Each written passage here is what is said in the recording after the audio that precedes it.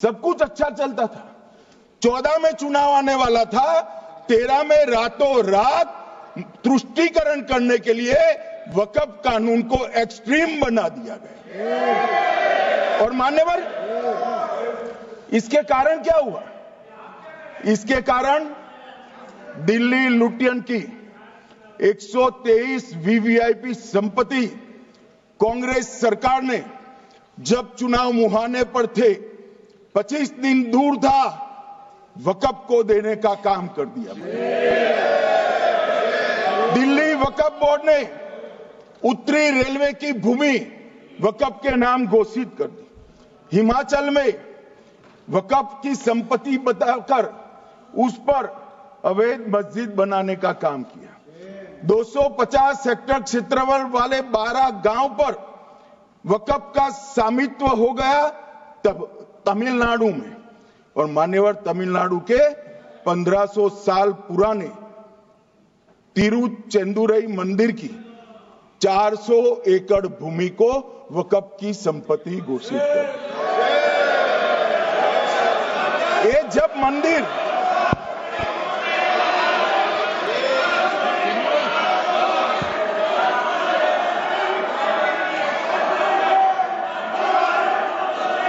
आपको मौका मिले जब अपनी बात कह देना, प्लीज बैठिए। मान्यवर, कर्नाटक की आपको मौका मिले जब अपनी बात कह देना। आप भी बहुत मिसलीड करते हैं, बैठिए। गृह मंत्री जी। मान्यवर, कर्नाटक की मणिपट्टी समिति का रिपोर्ट में पढ़ रहा हूं, इसमें मेरा कुछ नहीं है, खड़े मत हो जाना। ये मणिपट्टी समिति का रिपोर्ट है। 29,000 एकड़ भूमि वक्फ की बिजनेस के उपयोग के लिए किराए पर दे दी। मान्यवर, 2001 से 12 के बीच 2 लाख करोड़ की वक्फ की संपत्ति निजी संस्थानों को हस्तांतरित कर दी 100 साल की लीज पर। मान्यवर, बेंगलुरु में उच्च न्यायालय में बीच में पढ़ना पड़ा, 602 एकड़ भूमि को जब्त करने से रोकना पड़ा। विजयपुर कर्नाटक के होनवाड़ गांव की 1500 एकड़ भूमि पर दावा कर उसको विवाद में डाला और 500 करोड़ की संपत्ति जिस भूमि का मूल्य है, वहां 5 स्टार होटल को महीने 12,000 रुपए के किराए से दे दी। अब मान्यवर ये कहते हैं कि इसका हिसाब किताब न करो, इसकी देखरेख न करो। भाई, ये पैसा जो है देश के गरीब मुसलमान का है, ये गन्ना सोटों की चोरी के लिए नहीं, ये इसको रोकने के लिए। और इनके जो ठेकेदार बैठे हैं मान्यवर, ये यहां गरज गरज कर बोलते हैं, कुछ तो समझे बगैर बोलते हैं, कुछ समझ कर बोलते हैं। उनको लगता है कि इससे हम जीत जाएंगे। मान्यवर, कर्नाटक में दत्तापीठ के मंदिर पर क्लेम किया, तालीपरंबा 75 साल पुराने एक दावे के आधार पर 600 एकड़ जमीन का दावा किया और ईसाई समुदाय की भी ढेर सारी जमीनों पर कब्जा कर लिया गया। मान्यवर, आज देश के कई गणमान्य चर्च और चर्च के समूह वक्फ बिल का समर्थन कर रहे हैं। उनको लगता है कि इसका विरोध कर हम मुस्लिम भाइयों की सिंपैथी जीतकर अपनी वोट बैंक पक्का करेंगे, उसमें कोई फायदा नहीं होगा अखिलेश। इसलिए कि 4 साल में मुस्लिम भाइयों को मालूम पड़ जाएगा कि कानून तो उनके फायदे में है। और इसके साथ ये दक्षिण के सारे जो सांसद बोल रहे हैं, अपनी अपनी कॉन्स्टिट्यूएंसी में सारे चर्च को मान्यवर नाराज कर रहे हैं, उनको पता नहीं।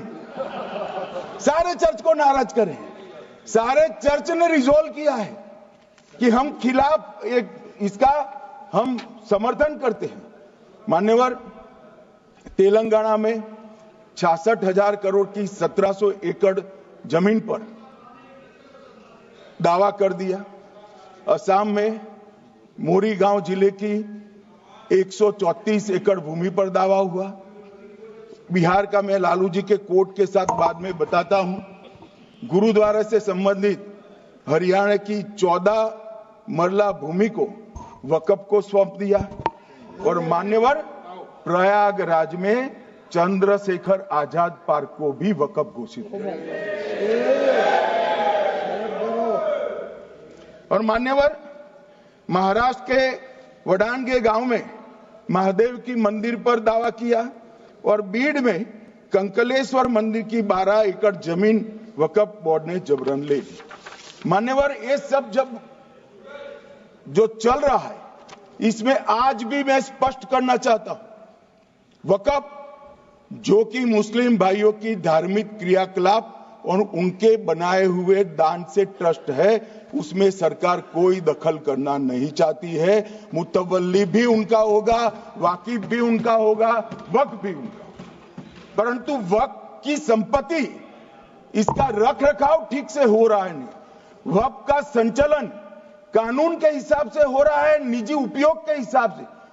सैकड़ों साल पहले किसी बादशाह ने दान किया, हमारी भाषा में कहो तो धर्मादा किया। अब इसकी संपत्ति को आप 12,000 रुपये में 5 सितारा होटल बनाने के लिए दे देते हो, ये उचित है क्या भाई? वो पैसा गरीब मुसलमान के कल्याण के लिए करिए, तलाकशुदा महिलाओं के कल्याण के लिए करिए, जो अनाथ बच्चे हैं उसके कल्याण के लिए करिए। मानिए, और ये करने की जगह बेरोजगार मुसलमान युवाओं के लिए स्किलिंग का काम करिए। लाखों करोड़ों रुपए की भूमि मान्यवर और इनकम 126 करोड़ रुपया। रेलवे की जितनी जमीन है, जिसमें हजारों करोड़ लाखों करोड़ का रेलवे का कारोबार चलता है, इतनी भूमि वक्फ के पास है और इनकम 126 करोड़ रुपया। मान्यवर कहते हैं कि इनकम का क्या उद्देश्य है?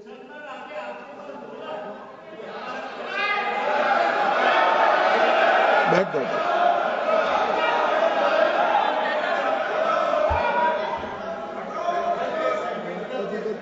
मान्यवर, मैं दादा की टेंशन समझ रहा हूं, ये बंगाल के मुसलमान भी सुन रहे हैं, तो उनको टेंशन होना स्वाभाविक है। मान्यवर लालू प्रसाद जी, आज आरजेडी के सारे सदस्य बोले, जब 2013 का अमेंडमेंट आया, मैं लालू जी का तो पूरा पढ़ना चाहता हूं, बाकी सदस्यों का सिर्फ टोकन पढ़ूंगा। लालू जी ने क्या कहा? मैडम, सरकार जो यह संशोधन विधेयक पेश किया है, सरकार की पहल का हम स्वागत करते हैं। शाहनवाज हुसैन जी और अन्य माननीय सदस्यों ने अपनी बातों को यहां रखा, मैं उसका समर्थन करता हूं। आप देखिए, सारी जमीनें हड़प ली गई है, चाहे सरकारी हो या गैर सरकारी। वक्फ बोर्ड में जो काम करने वाले लोग हैं, उनके द्वारा सारी प्राइम लैंड को बेच दिया गया है। पटना में ही डाक बंगले की जितनी प्रॉपर्टी थी, सब पर अपार्टमेंट बन गए। इस तरह की काफी लूट खसोट हुई है। हम संशोधन विधेयक तो आपको अंत में लाए हैं, समर्थन करते हैं, लेकिन मैं चाहता हूं कि भविष्य में आप कड़ा कानून लाइए और ये जो चोरी करने वाले लोग हो उनको जेल की सलाखों के पीछे। अब सब लालू प्रसाद की इच्छा इन्होंने तो पूरी नहीं की, नरेंद्र मोदी जी ने पूरी कर दी। ये लालू जी ने कहा था एक कड़ा कानून लाइए। मान्यवर शरीफुद्दीन शरीफ, उन्होंने कहा मंत्री जी समझते हैं कि शायद इससे मुसलमानों का वोट मिल जाएगा, लिहाजा मुसलमान लोगों ने भी खुद ही तबाही मचाई है, इसलिए मैं गुजारिश करूंगा कि इसके लिए आप सख्त कानून बनाइए, उनके हाथों में हथकड़ियां पहनाइए और जो उनके कब्जे किए हैं वो जमीनों बेचकर गरीब और तलाकशुदा मुस्लिम बहनों का कल्याण करिए। इसके बाद श्री हमीदुल्लाह सैयद लक्षद्वीप से थे, उनका भी इसी टोन का भाषण है। और मान्यवर, मैं आज की बात नहीं कर रहा हूं, 2013 का जो बिल कांग्रेस पार्टी लेकर आई, इसके विरोध में इनके समर्थकों ने जो कहा था, मान्यवर ये है। और क्या होगा भाई? इससे पारदर्शी ऑडिट होगी। आज ऑडिट ही नहीं हो रही, रिपोर्ट ऑनलाइन जमा करने की सिस्टम नहीं है, वो होगी, रिपोर्ट देनी पड़ेगी, बैलेंस शीट जमा करनी पड़ेगी, ऑडिट होगी, कैग के रिटायर्ड ऑफिसर ऑडिट करेंगे। और मान्यवर पारदर्शिता आएगी। इससे क्यों डरना चाहिए किसी को? पारदर्शिता से क्यों? और वक्फ बोर्ड और वक्फ परिषद, इसका कोई ऑर्डर, हम ऐसा नहीं लिख रहे हैं कि कोर्ट में नहीं जा सकते। आपने तो कर दिया था कि एक ऑर्डर को कोई कोर्ट में चैलेंज ही नहीं कर सकता। पूरा संविधान वहां समाप्त कर दिया मान्यवर। और मान्यवर, हम तो इसको कहते हैं कि कोई भी चैलेंज कर सकता है कायदे की अदालत में। इस देश में संविधान का राज है। ग्रीवेंसेस जिसका भी हो कोर्ट में जा सकता है। 2013 में जिसकी भूमि हड़पी, इसके ग्रीवेंसेस को भी कोर्ट के फोरम से बाहर करने का पाप एक कांग्रेस पार्टी ने किया। मान्यवर, एक अफवाह और फैला रहे, रिट्रोस्पेक्टिव इफेक्ट से आ रहा है। मैं स्पष्ट कर देना चाहता हूं, इस सदन में बोलने के वक्त जिम्मेदारी के साथ बोलना चाहिए। अगर ये कानून का पहला पेज और तीसरी तक धाराएं भी पड़ी होती तो इसमें स्पष्ट लिखा है, ये कानून का अमल जिस दिन पारित होने के बाद भारत सरकार नोटिफिकेशन बाहर निकालेगी, उस दिन के बाद होगा। मतलब रिट्रोस्पेक्टिव इफेक्ट नहीं है, मगर मुस्लिम भाइयों को डराया जा रहा है कि रिट्रोस्पेक्टिव इफेक्ट से आएगा। मान्यवर, ये कह रहे कलेक्टर क्यों रखा है? मुझे एक बात बताओ भाई, जो बता सकते हैं। अगर किसी मंदिर के लिए जमीन खरीदनी है तो जमीन की मालिकी किसकी है वो हमारे देश में कौन तय करता है? सबको मालूम है, कलेक्टर करता है सर, रेवेन्यू ऑफिसर वही है। तो अगर वक्फ की भूमि जो वक्फ कर रहा है उसकी है या नहीं है, इसकी जांच कलेक्टर करे तो इसमें आपत्ति क्या है? वक्फ तो दान है भाई, और दान अपनी संपत्ति का किया जा सकता है, किसी और की संपत्ति का नहीं किया जा सकता। गांव में कोई बेचारा अमेरिका गया है 4 महीने पढ़ने के लिए, घूमने के लिए, आता है तो कि वक्फ घोषित हो गया। कोई कारोबार करने के लिए दिल्ली आया, आता है तो कि वक्फ घोषित हो गया। अरे ऐसा नहीं होता भाई, कलेक्टर को पूछना पड़ेगा सरकारी संपत्ति है या नहीं है, इसकी जांच करनी चाहिए या नहीं करनी चाहिए। ढेर सारे मंदिर बनते हैं, बने भी है, बनेंगे भी। ढेर सारे चर्च बने हैं, गुरुद्वारे बने हैं, सरकारी संपत्ति पर बन सकते हैं क्या? नहीं बन सकते मान्यवर। जहां वक्फ की घोषणा होती है वो भूमि सरकारी है या नहीं है वो सत्यापित करना ही चाहिए, और कलेक्टर के अलावे इसको कोई सत्यापित नहीं। मान्यवर,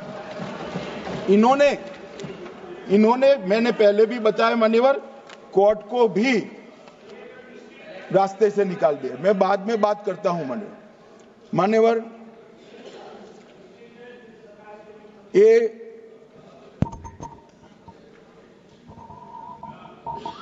मान्यवर एक उपयोग के आधार पर वक्त की समाप्ति। मान्यवर ये कह रहे हैं कि सैकड़ों सालों से वहां प्रैक्टिस है। अब वो तो वक्फ रजिस्टर हो गया, आपने घोषित कर दिया, वक्फ में रजिस्टर भी हो गए, अब इसका सवाल नहीं है। मगर सैकड़ों साल की प्रैक्टिस, मुगलों के समय की प्रैक्टिस आज घोषित की जा सकती है क्या? अगर वहां नमाज पढ़ रहे हैं तो लोग देखते होंगे, कब्रिस्तान होगा लोग देखते होंगे, दरगाह होगी तो लोग देखते होंगे, और घोषित भी हो चुका होगा, रजिस्टर भी हो चुका होगा। अब अगर आप वक्फ घोषित करना है तो उसको ऐसे नहीं कर सकते मान्यवर, अधिकृत करना चाहिए। मान्यवर, जो दूसरा सुधार लेकर आए किरण जी, वो ही है कि धारा 36 में वक्फ संपत्तियों को बिना किसी स्पष्ट प्रक्रिया से, मालिकी की प्रक्रिया से पंजीकृत नहीं किया जा सकता। मान्यवर, अपील का प्रावधान वर्तमान में अधिनियम में ट्रिब्यूनल के निर्णय के खिलाफ अपील करने का कोई प्रावधान नहीं है। ये दृष्टिभ्रम खड़ा कर रहे थे गोगाई जी कि हाईकोर्ट में जा सकते। हाईकोर्ट में सिविल सूट नहीं जा सकता, रीट के अधिकारों का उपयोग कर हाईकोर्ट में जा सकते हैं। सिविल सूट में ज्यादा प्रोटेक्शन मिलता है मूल मालिक को। आपने सिविल सूट को खत्म कर दिया था, रीट के जुडिक्शन बहुत सीमित है, हम सब जानते हैं कि ये सीमित कर दिया गया था, आप भी जानते हो, मगर आपको वोट बैंक चाहिए। मान्यवर, ये हमारा स्पष्ट सिद्धांत है भारतीय जनता पार्टी की, मोदी सरकार का, कि वोट बैंक के लिए हम कोई कानून नहीं लाए। कानून न्याय के लिए होता है, कानून लोगों के कल्याण के लिए होता है। इन्होंने कहा कैसे कैसे कानून आए हैं, मैं बता देता हूं सब। अभी कांग्रेस के महासचिव और माननीय सदस्य कह रहे थे क्या कानून आ रहे हैं सब, किस प्रकार के कानून आ रहे हैं। मान्यवर, इसी सदन में नरेंद्र मोदी सरकार ही महिलाओं को 33% आरक्षण का कानून लाई। इसी सरकार में पिछड़ों को संवैधानिक अधिकार दिया गया। मान्यवर, इसी सरकार में बजट जो आए, इसमें गरीबों को गैस, शौचालय, पानी, 5 लाख तक का बीमा, 5 किलो अनाज, बिजली और घर दिए गए। मान्यवर, और कन्वर्जन कानून की बात करते थे और हंसते हंसते कहते थे कर्नाटक सरकार कन्वर्जन कानून लेकर आई है। सबसे पहला कन्वर्जन कानून उड़ीसा और मध्य प्रदेश में कांग्रेस सरकार लेकर आई, मगर उस वक्त कांग्रेस सरकार तुष्टीकरण की नीति पर नहीं चलती थी, महात्मा गांधी के सिद्धांतों पर चलती थी। मध्य प्रदेश और उड़ीसा में सबसे पहला कन्वर्जन के खिलाफ कानून कोई लाया तो कांग्रेस पार्टी लाई, और मुझे गर्व है मेरी पार्टी की सरकारें कन्वर्जन पर कानून लाती। मान्यवर, सबको अपना धर्म का अनुसरण करने का अधिकार है, कोई शौक से करे, मगर लोभ, लालच, भय, इससे धर्म परिवर्तन नहीं कराया जा सकता। किसी गरीब के पास खाना नहीं है, खाना देकर उसका धर्म बदला दोगे? कोई थोड़ा कम पढ़ा लिखा व्यक्ति है, उसका धर्म बदला दोगे? ऐसे नहीं होगा मान्यवर। और आपने भी किए हैं कानून, आप नए नए आए हो, आपको मालूम नहीं है मान्यवर, इनको मालूम नहीं, अभी अभी आए हैं 5 साल से। ये कांग्रेस पार्टी ने कानून किए थे मान्यवर। अपील का प्रावधान भी हमने आगे बढ़ाया, और गैर मुसलमानों के द्वारा दान की गई संपत्तियों पर, गैर मुसलमानों की दान की संपत्तियों पर वक्फ अधिनियम को हमने लगने से मना कर दिया।